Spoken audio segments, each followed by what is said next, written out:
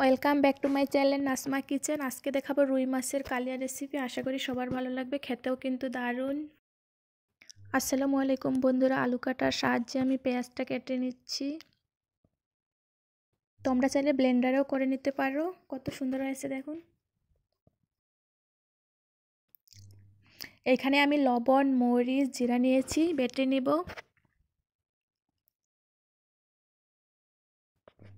রান্নার সব উপকরণ নিয়ে নিয়েছি। ভিডিওটি স্কিপ না করে পুরোটাই দেখো বন্ধুরা।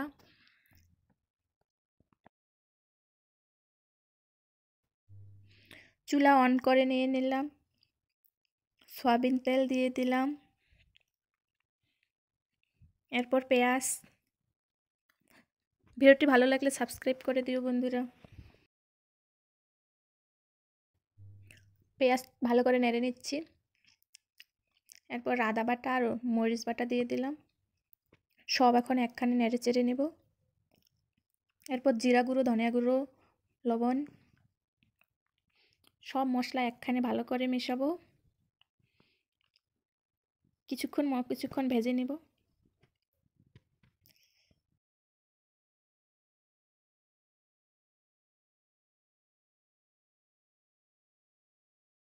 আমার চ্যানেলে নতুন হলে চ্যানেলটি সাবস্ক্রাইব করে দিও, লাইক কমেন্ট করতে ভুলবা না। মশলা কষানো হয়ে গেছে। এখন এখানে টমেটো কুচি দিয়ে দিলাম। এখানে আমি একটা টমেটো নিয়েছি। সব এখন ভালোভাবে নাড়াচাড়া করে নেব।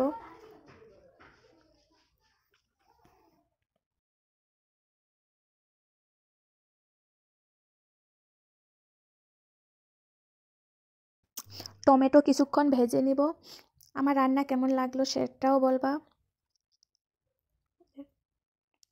এখন পানি দিয়ে নিচ্ছি। পানি দিয়ে একটু নাড়াচাড়া করে এখন ঢেকে দিয়ে দিব। টমেটোটা তাহলে সিদ্ধ হবে ভালোভাবে।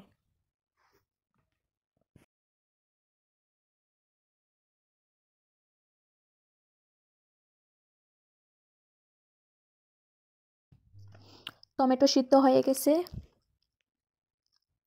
এখন আবার একটু নাড়াচাড়া করে নিচ্ছি সব। এখন আগে থেকে ধুয়ে রাখা মাছগুলো দিয়ে দিলাম। তোমরা চাইলেও আগে মাছটা ভেজে নিতে পারো, তোমরা যারা কাঁচা মাছ খেতে পারো না। সব একখানে মিশে নেব।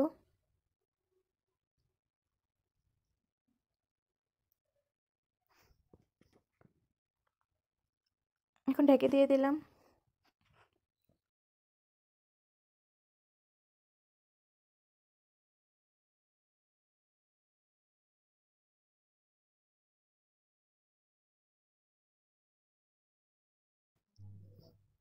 মাছ সিদ্ধ হয়ে গেছে।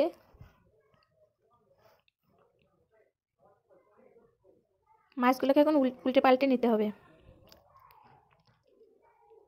সব মাছকে উল্টে পাল্টে নিলাম।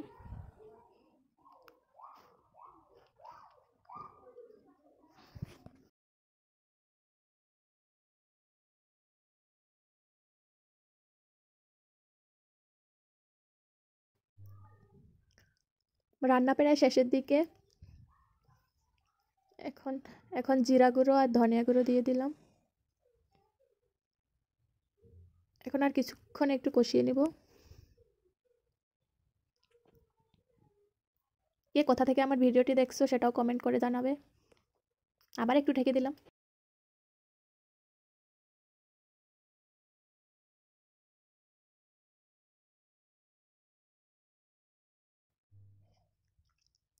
রান্না শেষ বন্ধুরা, রুই মাছের কালিয়া রেডি। এখন চুলা অফ করে দিয়ে দিলাম। কালারটা দেখতেও কিন্তু সুন্দর হয়েছে, খেতেও অনেক মজা হয়েছে।